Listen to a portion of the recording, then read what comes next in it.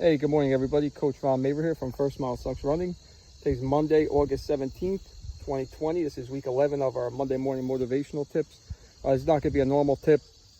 Instead, I'm just going to talk about a couple of things that happened to me last week and a couple of lessons that I learned, hopefully, for everybody.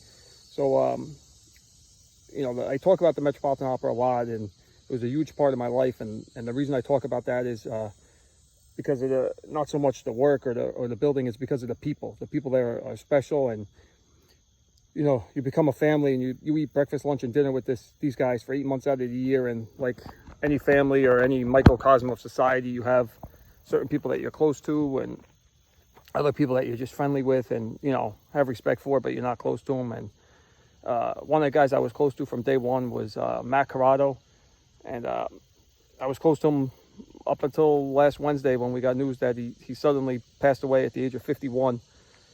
So, it was a real kick in the gut to all of us that knew him and loved him. And it was tough news to take. We found out Wednesday night.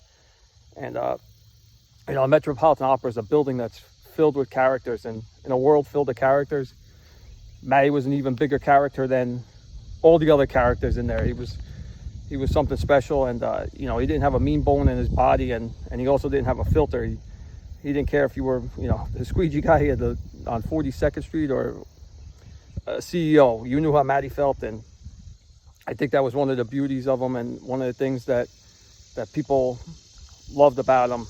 And my heart goes out to his wife, Kathy, his two children, Aiden and Lainey. And his mom, who I know he adored. He always had stories about her, his brother, sister, his entire family. So, the lesson I learned was that Matty texted everybody on Monday to come over his house. He was inviting guys over for lunch, and I have no doubt talking to the guys there that, like anything he was involved in, there was shenanigans and good times. But my point was that Matty had texted us to come over, and I couldn't because I'm down here now. But I thought, I talked to him maybe like 2 weeks ago for a while. I was like, I got to give him a call. I haven't talked to him in a couple of weeks just to check in. And then, I got tied up with my kids or whatever, and I got sidetracked. And long story short, I never called him. And, there won't be another time to call him. So my lesson for today is to, obviously it's so cliche, but just make sure you make every day count. You never know what the future is going to hold.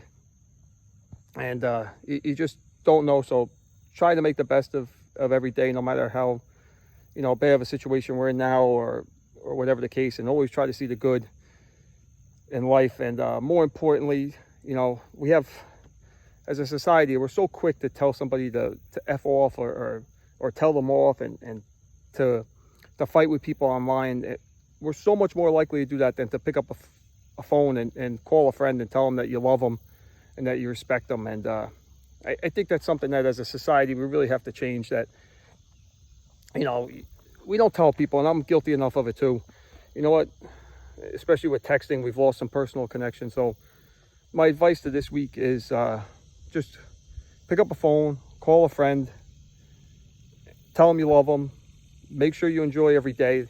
There's nothing wrong with it. And I thought of something when I was thinking about making this video, and I was going to title it Eat the Cake.